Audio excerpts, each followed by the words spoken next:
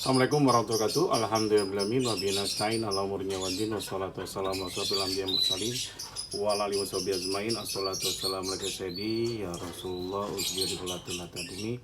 Alhamdulillah la nikmatul Islam wa iman wa kafa bima binima. Supaya Anda tahu bagaimana caranya supaya Anda tidak kena jebak Batman. Anda sudah mencicil negosiasi, mencicil hutang, bukannya berkurang malah menambah. Dan ini kenyataan sob jebakan Batman ini, karena orang bank itu pintar-pintar dan kita harus tahu caranya. Kalau Anda mau tahu caranya, bisa aja nanti sesaat Anda bisa ikut kopdar. Kalau gak jauh dari Bali ya, di Bali kopdar akbar akhir Juni ya sob ya. WA adminnya, karena seatnya terbatas, yaitu Nyimas 0819 4343 1405 Nyimas ya. Oke, ini ceritanya saya bacakan dulu ya. Assalamualaikum. Jadi ceritanya panjang banget, tapi ya nggak apa-apa. Assalamualaikum, selamat pagi buat kawan-kawan semua. Saya mau minta solusi, kali ini aja ada yang pengalaman sama dengan saya. Saya terjerat utang di bank, malah 2 pinjaman, yang mana total bayar keduanya sekitar 1.800.000 per bulan. Sekarang saya sudah telat bayar 5 bulan dan pihak bank selalu datang ke rumah menagih. Mungkin karena kami tidak menjanjikan untuk membayar di hari-hari tertentu, sementara suami sampai hari ini semenjak mobil diambil leasing saat pandemi hebat 2019 belum bekerja tetap. Hanya bisa buat makan, itu pun yang gak mencukupi. Saya sekarang gak mikirin BI checking, saya hanya lihat gimana cara bisa keluar dari ini semua.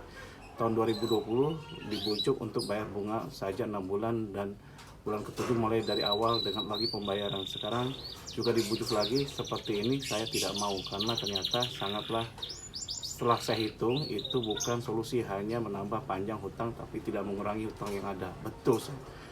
Jadi restrukturisasi juga gitu, Anda harus tahu caranya gitu. Jadi kalau restrukturisasi hanya pengurangan cicilan ya, itu diperpanjang waktunya, ujung-ujungnya hutangnya terbanyak sob. Hutang saya bank umum berjumlah 26 juta, anggunan seperti rumah. Kemudian saya tanya kalau saya bisa melunasinya tinggal bayar berapa. Ternyata setelah saya bayar bunga dan angsuran berjalan 4 bulan, tetap tidak mengurangi pokok. Jadi pertanyaan saya di posisi seperti ini, apa yang harus saya lakukan agar kami bisa konsentrasi mengumpulkan uang tanpa ada intimidasi dari bank? Karena kami nggak niat untuk lari dari hutang, karena anggunan adalah rumah pribadi kami. Mungkin ada yang bisa membantu memberi solusi. Saya ucapkan terima kasih, wassalam. Ini bayar doa yang terbaik Bu ya, buat saya dan seluruh warga SKDA, semoga bisa lepas dari riba. Karena ini saya jawab ilmu mahal sob. Enggak sih, jadi ilmu terus berbagi. Sebenarnya saya syukur orang nanya itu, jadi saya bisa berbagi.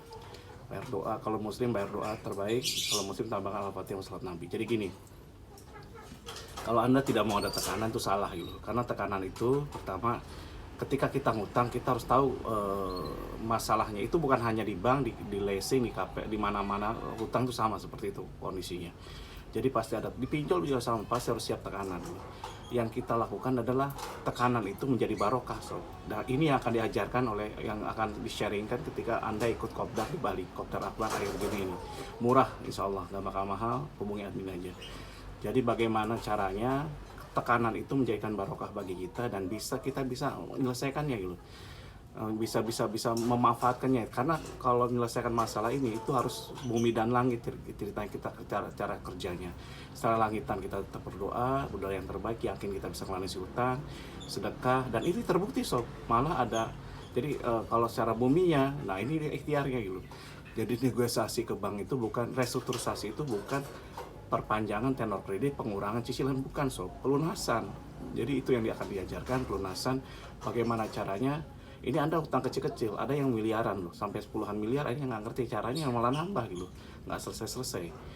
Dan kepo ngomong seenak udel aja gitu. Kep nggak ngalami tah kayak saya macet bukan sebulan 2 bulan sob, 4 tahun plus 2 tahun, 4 tahun di banknya.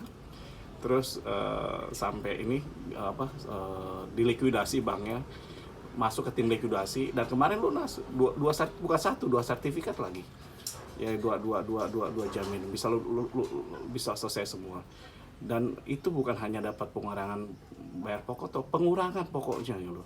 Jadi pokok bank lo ya, jadi menurut bank itu pokoknya segini gitu. Itu bisa kurang, tapi kan kenapa? Karena ada tekniknya gitu. Kalau bank itu, pokok bank itu, apalagi kalau Anda udah di restruct ya, buat perjanjian baru, itu menurut bank itu pokok itu hutang terakhir gitu.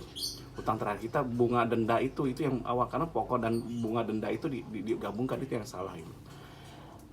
Jadi kayak kok materi seminar diungkapin, kalau saya kan double kok. Saya ungkapin semua. Jadi kalau mau seminar itu tujuannya bukan hanya Anda bisa menyelesaikan masalahnya, atau bisa Anda dapat energinya. Tapi kalau ini tetap saya bagikan gitu. Jadi caranya itu tekniknya. Jadi nah itu yang dilihat. Jadi kalau Anda saya bisa dapat pokoknya toh. Nah salah, pokoknya toh ini termasuk pinjol. Itu saya pokok itu udah dipotong sama dia. Udah dimasukkan denda ininya seperti itu, terus macet lagi. Yang terakhir itu baru yang diinikan, itu seperti itu. Menurut kita pokok itu adalah hutang asli sob, yang sudah dikurangi oleh cicilan kita. Contoh tadi 28 juta, atau hutang kita nggak 50 juta, 100 juta, atau yang gede keren sekalian lah 10 miliar gitu loh. Kita udah nyicil selama 5 tahun gitu loh. Ternyata cicilan kita udah gimana. Gimana kalau KMK, kredit modal kerja kan ini dipotong bunganya tuh, ya kita masukin. Nah itu, jadi kalau KMK kan nggak bakal berkurang, pokoknya segitu aja terus. Padahal kita udah nyicil berapa kali gitu, berapa puluh kali loh, nggak selesai sob. Nah ini yang diajarkan untuk para pengusaha. Kalau Anda mau menyelesaikan masalah utangnya, ini yang diajarkan, dan ini udah terbukti sob. Dan bagaimana cara, jadi pokok menurut kita adalah pokok yang sudah kita cicil. Jadi hutang 10 miliar, kita udah bayar cicilan sebesar 6 miliar.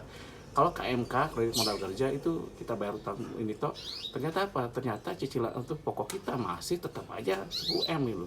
Padahal yang realnya kita sudah bayar 6M gitu. Nah di situ yang pengurangannya gitu, atau 7M gitu. Kita ngakui cuma 3M.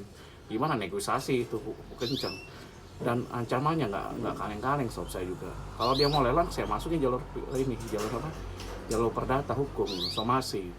Jadi itu yang diajarkan itu. Kalau Anda ada potensi kehilangan aset, terus masalah hukum segala macam-macam, lebih baik ikut RSC pendampingan, hubungi Nyimas tadi sama dengan adminnya gitu, yang tadi Nyimas. Ikut RSC pendampingan, daripada Anda kehilangan aset kan biayanya gede gitu. Terus biaya gimana? Murah kok. Bukan buat saya biayanya, tapi buat admin dan sebagian untuk wakaf gitu, sepertiganya. Jadi seperti itu. Jadi negosiasi seperti itu. Jadi kalau dia gimana masuk hukum, nah itu kita bantu Anda sampai somasi, sampai gimana, sampai ke pengadilannya kalau bila perlu. Oke, bagaimana kalau masalah udah dilelak, bisa dilakukan, karena menurut ini siapapun yang ini udah dibalik nama, bisa dilakukan. Kita jadiin BPN-nya terus terbuka segala macam-macam. Jadi nah ini saya senang burung, senang taman. Jadi hiburan saya taman, burung, ayam, biar ayam ketawa. Jadi ketawa, hidup ini saya ketawain, ada filosofinya sob. Jadi apapun, kalau jadi ini, siapapun boleh ngajukan suatu gugatan ketika merasa dirugikan, dan hakim tidak boleh nolak gitu. Jadi contoh udah nggak apa-apa, ketika kita menang, nah si BPN mau nggak mau harus menjalankan, itu fungsinya turut tergugat gitu. Kita gugat KPKNL-nya, terus banknya, terus pemenang lelang, tambah pusing sob. Nah sekarang saya sama ngomong, dan itu panjang waktunya. Saya mau menang nggak bisa kalau di pengadilan, karena keputusan di hakim gitu. Mau menang mau Allah minta selesai gitu. Kita kalau kalah naik lagi. Kenapa saya tidak gunakan cara strategi? Gimana kalau saya pengacara? Ya asal siap duitnya aja, karena pengacara biasanya minimal satu putaran sidang itu 60 jutaan, 50 paling murah gitu. 60 biasa, kadang orang sampai habis 200 kalau pakai cara-cara yang nggak bener gitu. Jadi seperti itu, dan itu nggak jamin menang gitu. Tapi jadi intinya kenapa saya ajarkan Anda untuk bisa gugat dengan acara sendiri gitu. Kalau di SKD gimana? Bisa kita dampingi, minta bimbingan pengacara, ya kita bisa aturkan gitu, seperti pengacara di daerah Anda, tapi dengan tarif yang luar biasa gitu, yang tidak terlalu mahal juga gitu. Jadi bayar harian atau gimana nggak ngerti kita kontraknya, karena kita borongan gitu. Itu akan saya lakukan nanti ke depannya. Kalau Anda mau ikut silakan, WA grup Nyimas, kita ketemu dengan saya akhir Juni, 3 hari 2 malam di Bali. Bukan hanya kopdar, akbar, tapi juga Anda bisa jalan-jalan. Bisa ke Taman Dedolis, Taman Ujung, segala macam-macam, Pantai Sanur, Lomba, segala macam-macam. Demikian dari saya, kalau salah banyak salahnya, kalau kurang banyak kurangnya, wabillahi taufiq wal hidayah. Wassalamualaikum warahmatullahi wabarakatuh.